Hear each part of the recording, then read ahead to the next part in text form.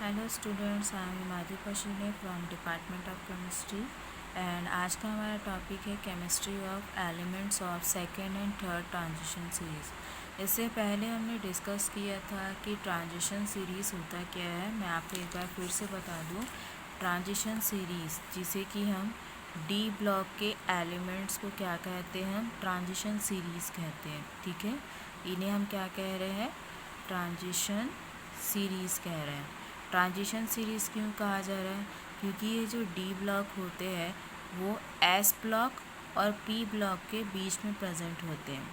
S block element जैसा कि मैंने बताया था, जो कि क्या होते हैं, हाईली रिएक्टिव एलिमेंट्स होते हैं, और पी ब्लॉक के एलिमेंट जो कोवैलेंट बॉन्ड के फॉर्मेशन की कैपेसिटी रखते हैं। ठीक है, तो इन्हीं दोनों का जो इफेक्ट होता है वो डी ब्लॉक के ऊपर होता है, जिसके कारण डी ब्लॉक के एलिमेंट्स क्या हो जाते हैं, ट्रांजिशन हो जाते हैं, जिसके कारण डी ब्लॉक के एलिमेंट्स को क्या कहा गया है, ट्रांजिशन एलिमेंट कहा गया है।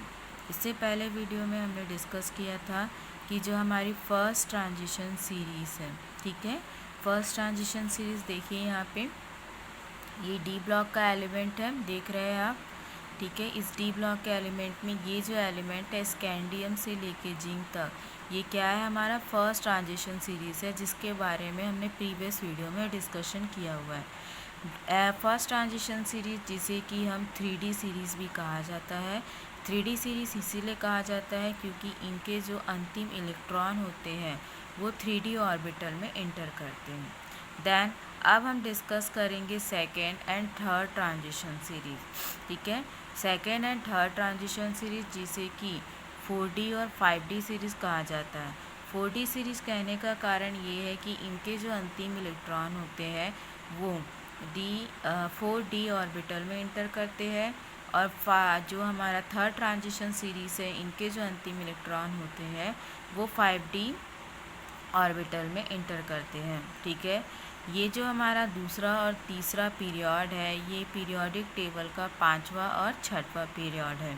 तो अब हम स्टडी करेंगे कि जो हमारे सेकेंड और थर्ड ट्रांजिशन सीरीज़ है उनके बीच में हम कंपैरिजन करेंगे।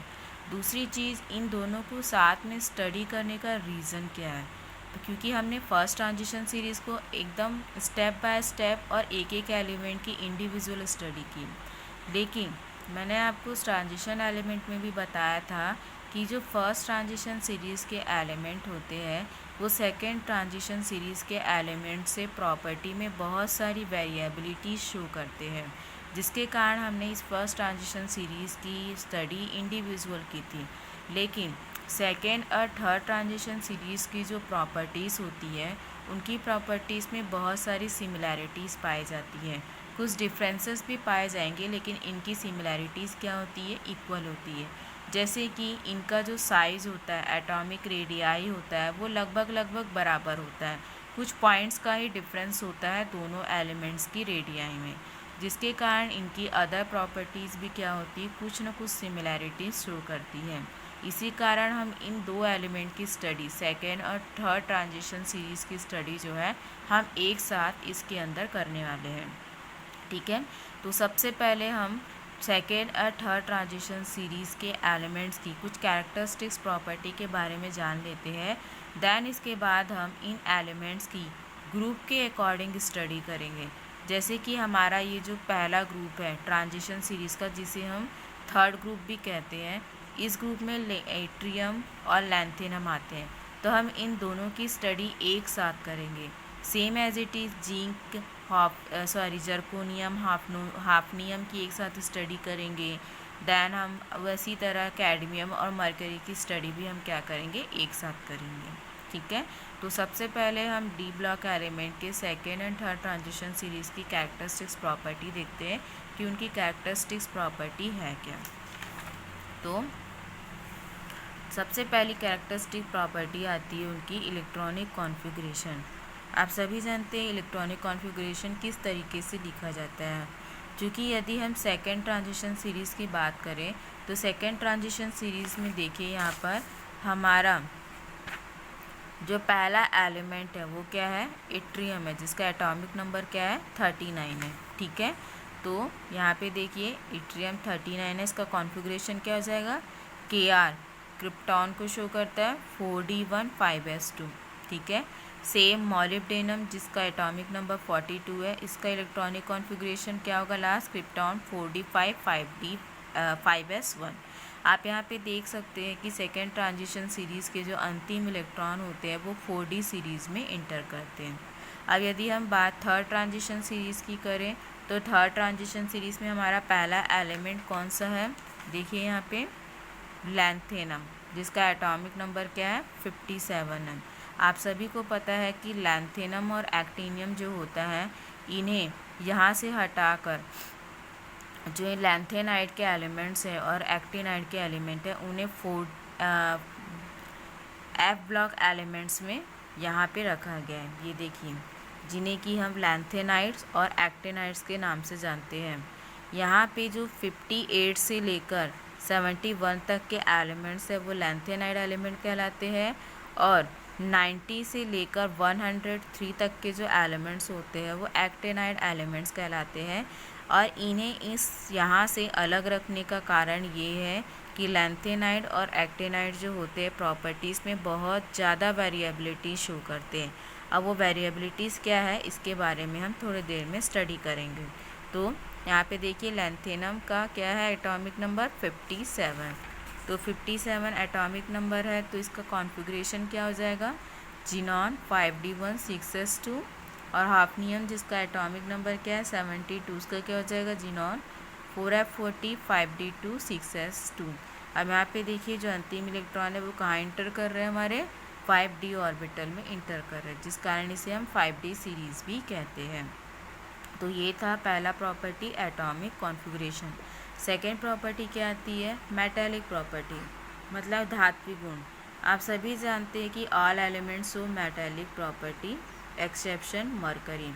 मरकरी को छोड़कर जितने भी हमारे एलिमेंट्स हैं वो सभी के सभी क्या है, मेटालिक प्रॉपर्टी शो करते हैं। मतलब ये सभी के सभी एलिमेंट जो होते हैं सेकेंड और थर्ड ट्रांजिशन सीरीज़ के सारे एलिमेंट भारी धातु होते हैं, हैवी मेटल कहलाते हैं, सिवाय मरकरी को छोड़कर। थर्ड प्रॉपर्टी आती है ionic radii. Move from left to right ionic radii decreases.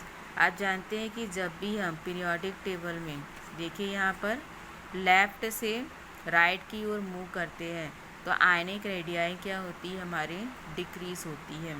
अब आयोनिक रेडियाई होती क्या है, आप सभी जानते हैं कि हमारा जो न्यूक्लियस होता है, ये न्यूक्लियस जहाँ प्रोटॉन प्रेजेंट होते हैं इसके चारों ओर क्या प्रेजेंट होते हैं, इलेक्ट्रॉन क्लाउड्स प्रेजेंट होता है, ठीक है। अब चूँकि हम देखिए लेफ़्ट टू राइट मूव कर रहे हैं तो एक एक इलेक्ट्रॉन क्या होते जा रहे हैं, इंक्रीज़ होते जा रहे हैं। तो एक एक इलेक्ट्रॉन इंक्रीज़ होने के कारण आयोनिक रेडियाई क्या होती है, उसकी डिक्रीज़ होती जाती है, ठीक है।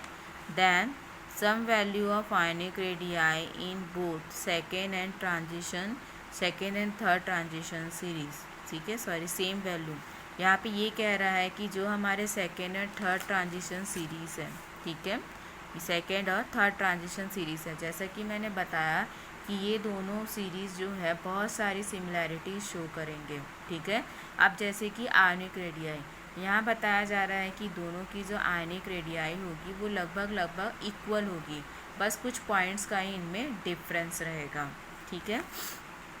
कारण क्या है, कारण है बिकॉज ऑफ लैंथेनाइड कॉन्ट्रैक्शन, ठीक है। अब यहाँ पे देखिए जो हमारा सेकेंड और थर्ड ट्रांजिशन सीरीज़ है, हम थर्ड ट्रांजिशन सीरीज़ की बात करते हैं। क्योंकि थर्ड ट्रांजिशन सीरीज़ में लैंथेनाइड के जो एलिमेंट्स हैं उन्हें एफ ब्लॉक एलिमेंट पे रखा गया है, जिसे कि हम लैंथेनाइड संकुचन कहते हैं।